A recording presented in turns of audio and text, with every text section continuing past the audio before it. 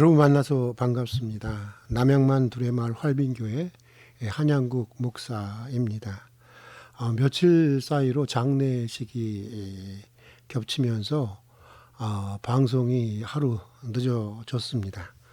양해해 주시기를 바라고, 오늘은 리차드 포스터와 함께 떠나는 영적 성장의 길 17번째 시간으로 교회 공동체에 참여하는 영성 훈련 중 예배 훈련에 대해서 살펴보고자 합니다.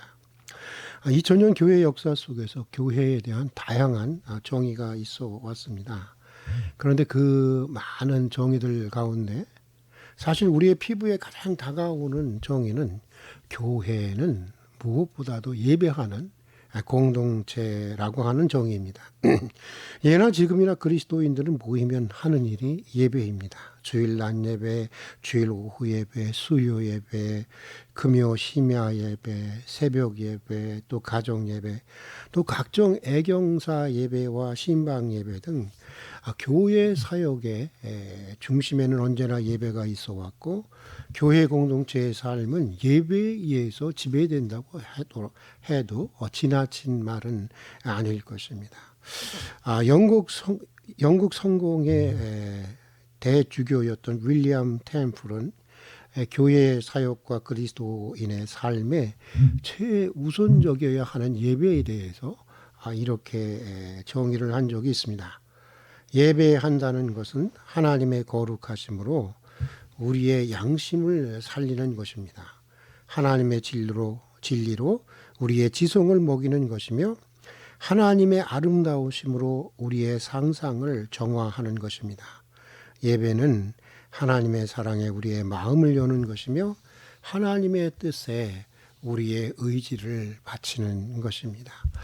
저자 리차드 포스턴 윌리엄 템플 주교의 말로 교회 공동체가 함께 참여하는 예배 훈련을 소개하면서, 예배는 하나님의 주도적인 그 은총의 행위에 대한 인간의 반응이라고 하는 것을 강조하고 있습니다. 저자의 말을 직접 인용해 보겠습니다.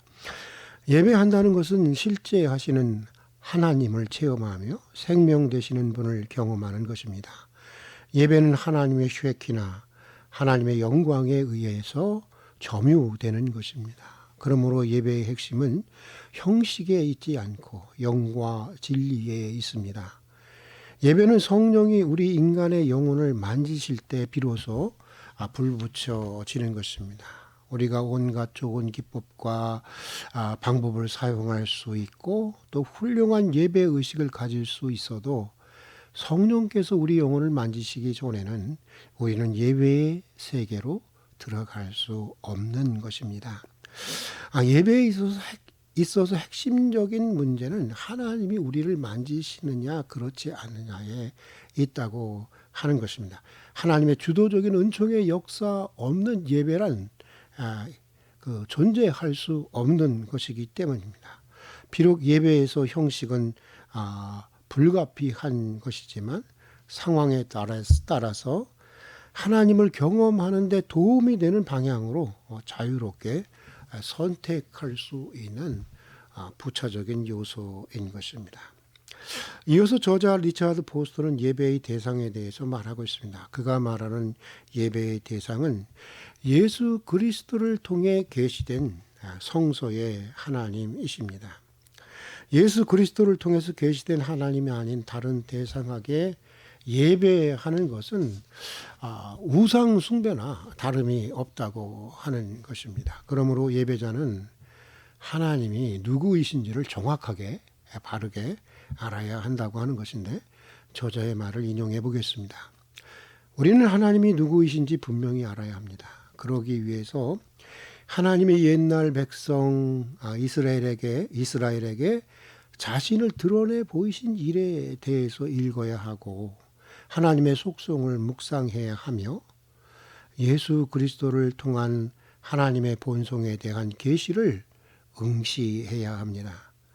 우리가 높고 귀하신 만군의 여호와 하나님을 바라볼 때, 그리고 하나님의 무한하신 지혜와 지식을 숭고할 때, 그리고 측량할 수 없는 하나님의 자비와 사랑에 감격할 때 우리는 하나님을 경배하지 않을 수 없는 것입니다.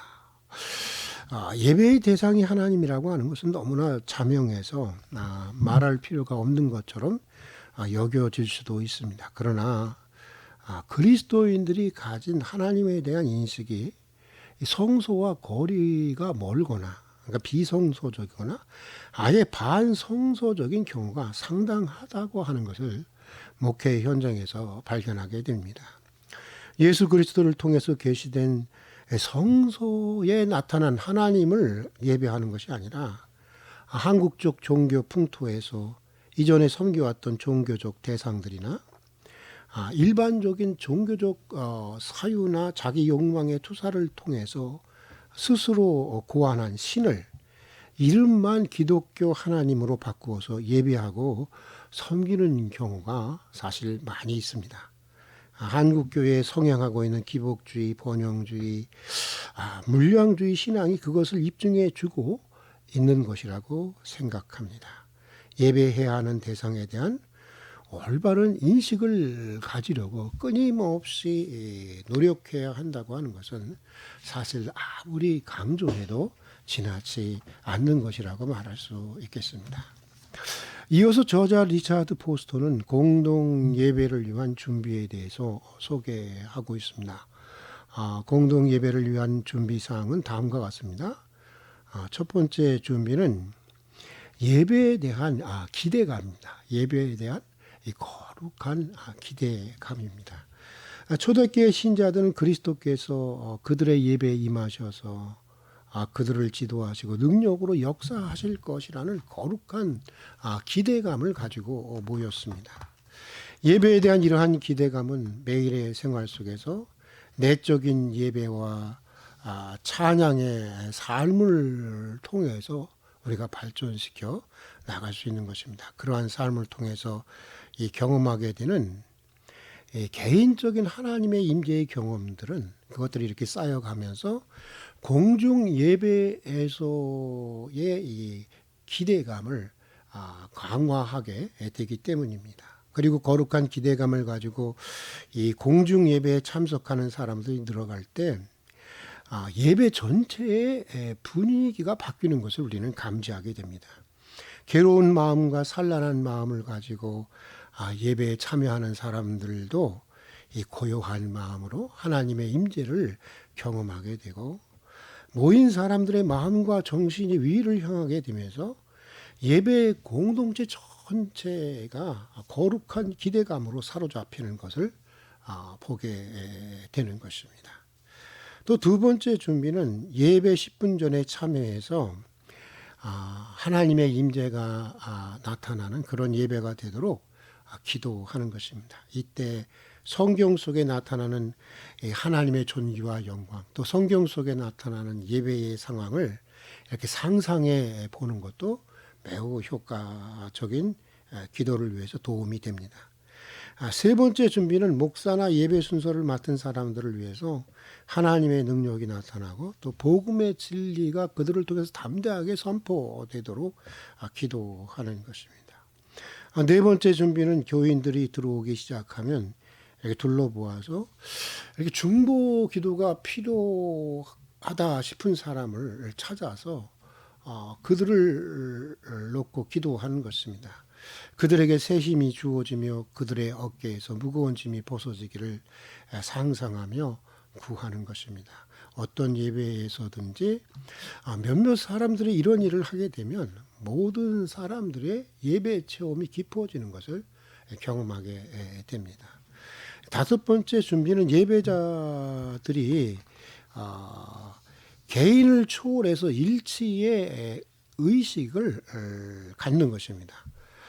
동양 종교와 달리 기독교 신앙은 이 단체 예배를 매우 강조하고 있습니다. 초대교회 공동체는 이 박해라고 하는 아주 그 모진 상황 속에서도 모이기를 힘쓰는 공동체였습니다. 사도들의 서신들을 보면 교회 공동체를 그리스도의 몸이라고 자주 비유하고 있는 것을 보게 됩니다. 그러니까 사실 공동체와 분리되고 고립된 그리스도인이라고 하는 것은 애초에 사실은 존재할 수 없는 것입니다. 종교개혁자 마틴 루터는 이렇게 말했습니다. 내 집에서 나 홀로 있을 때는 내 속에 뜨거움이나 활기가 없었습니다. 그러나 교회에서 함께 모였을 때는 나의 마음속에 불이 붙었고 그 불빛이 내게 비쳤습니다. 현대 영성가 토마스 켈리도 다음과 같이 말했습니다. 생명을 살리는 주님의 임재가 우리에게 가득 찼습니다. 그래서 우리의 개인 생활의 특별한 비밀과 고립된 부분을 부셔버립니다. 그리고 우리의 영혼을 개인을 초월한 생명과 능력 속에 융화시킵니다.